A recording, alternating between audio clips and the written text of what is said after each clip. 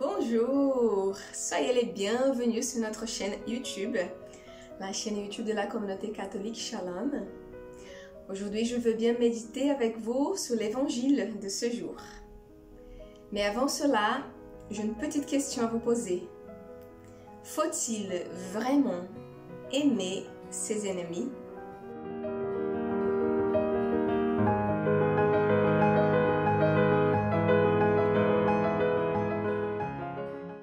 Voilà, dans l'évangile de ce jour, il est question d'un amour extraordinaire. Voilà, Jésus nous invite à aimer nos ennemis et à faire miséricorde, à être miséricordieux. C'est bien ce qu'il dit dans l'évangile de Luc, dans le chapitre 6. Aimez vos ennemis, faites du bien à ceux qui vous haïssent, bénissez ceux qui vous maudissent, priez pour ceux qui vous diffament. Mon Dieu, voilà tout un programme, pas facile, j'avoue, hein? Pas facile à entendre, encore moins facile à vivre.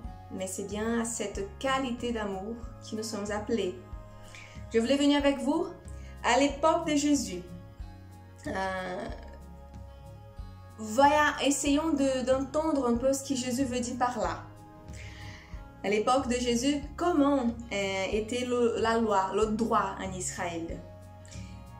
Peut-être que vous avez déjà entendu parler de la loi du talion. C'était un peu ce qui était en vigueur, c'était un peu ce qu'ils vivaient. La loi du talion, c'était œil pour œil, dent pour dent.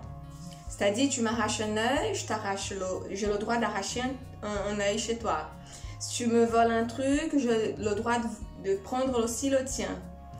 Et si tu m'as fait un mal, j'ai aussi le droit de te faire un mal proportionnel. Voilà, le droit était de cet ordre à cette époque. Mais Jésus, il vient pour remplacer la loi du talion par la loi de l'amour.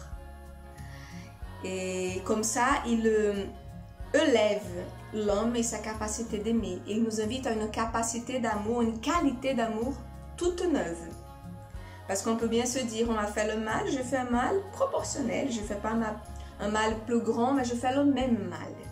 Donc Jésus nous invite à dépasser cette loi par une loi d'amour. Voilà, c'est une nouvelle qualité d'amour. Et un amour surnaturel. Hein? Entendons par là qu'il ne s'agit pas d'un amour naturel. Pour nous, ça, c'est impossible. Mais pour Dieu, non.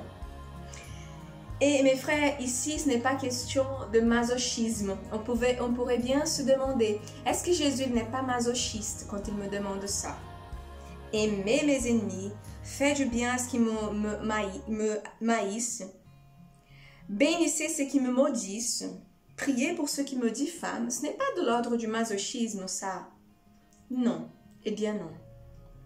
Jésus, il t'invite, il m'invite, il nous invite à briser le cercle de la vengeance. C'est-à-dire, on m'a fait le mal, j'arrête ce mal-là et je ne continue pas. Parce que si on continue, c'est une guerre infinie. C'est ça une guerre. On me fait le mal, je continue jusqu'à ce que quelqu'un d'entre nous meure. Mais Jésus nous invite à briser comme ça le cercle du mal. Et Jésus ne veut pas dire pour autant qu'il faut que tu te jettes dans les bras de quelqu'un qui t'a fait un mal.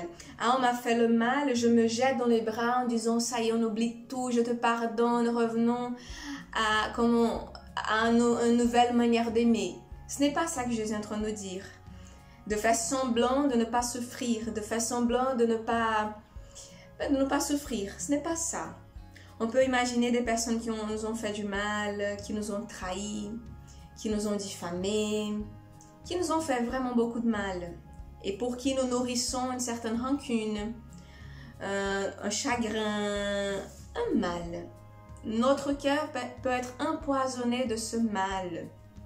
Et dès que nous avons une opportunité, nous voulons nous venger.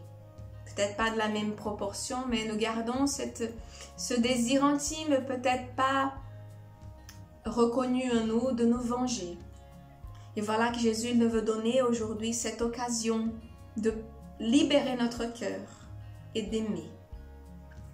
Entendons par là qu'il ne s'agit pas de nous jeter dans les bras de l'autre en disant c'est bien. Non, c'est juste de dire j'arrête maintenant ce mal et je prie pour cette personne et j'intercède. Voilà, Jésus même nous a montré le chemin quand sur la croix il a prié pour ceux qui le faisaient du mal et prie au Père en disant pardonne-le car ils ne savent pas ce qu'ils font. Voilà, lui qui est notre Seigneur nous a montré le chemin, nous voulons le suivre. Alors supplions cette grâce pour que Jésus nous libère. Au nom du Père et du Fils et du Saint-Esprit. Amen. Voilà Seigneur que tu nous demandes, tu nous invites à cet amour surnaturel, extraordinaire.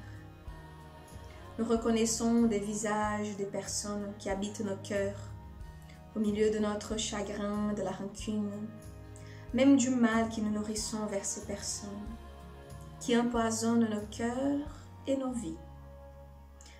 Alors Seigneur, je veux ouvrir mon cœur pour que tu puisses venir m'accorder cette grâce, de cet amour d'une qualité divine, capable d'aimer ceux qui me haïssent, de pardonner ceux qui m'ont fait du mal. J'ouvre mon cœur pour accueillir cette grâce et pour dire oui à cet appel d'être miséricordieux comme toi, tu l'es envers moi. Aujourd'hui, accorde-moi cette grâce, Seigneur, je t'en supplie. Amen. Au nom du Père et du Fils et du Saint-Esprit, Amen. Voilà mes frères, je vous souhaite un bon dimanche, que Dieu vous bénisse.